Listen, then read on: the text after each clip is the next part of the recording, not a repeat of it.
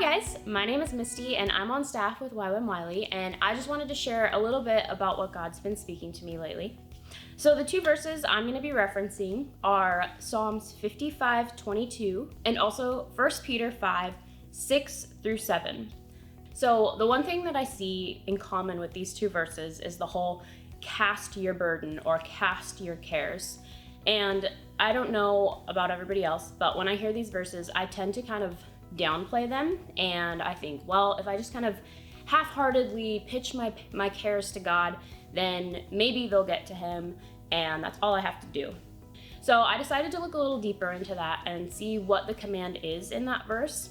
So the Webster's Dictionary definition for the word cast is throw forcefully in a specified direction, and a few of the synonyms are heave, propel, launch, lob, hurl, and pitch. So when I hear the word pitch, I think of baseball. I was able to compile a list of 3 keys I think it takes to pitch or cast your cares to God. So the first key that I wrote down is you must cast or pitch intentionally. So I'm going to flip to Luke 8:42-44, which says, "But as he went, the crowds were pressing against him, and a woman who had a hemorrhage for 12 years and could not be healed by anyone came up behind him and touched the fringe of his cloak, and immediately her hemorrhage stopped." So this woman had been bleeding for 12 years, and yet she still chose to push through a crowd to get to Jesus. She could have chosen to just sit on the side of the road and hoped that maybe he would come to her, maybe she would get healed, and maybe something would happen. But instead, she pushed through a crowd of people that were gathered around Jesus just so she could touch the edge of his robe, and because of that, she was healed. Pitching requires action on my part, and when we pitch intentionally, we build faith. The second key that I wrote down is we have to cast or pitch with aim. So it can be really easy, I think, to miss-aim when we pitch our cares to God.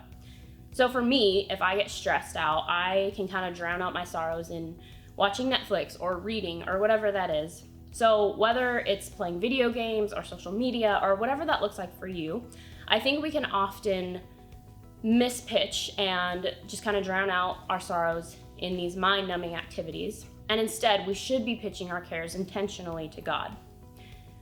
So we have to know where we're aiming when we cast our cares.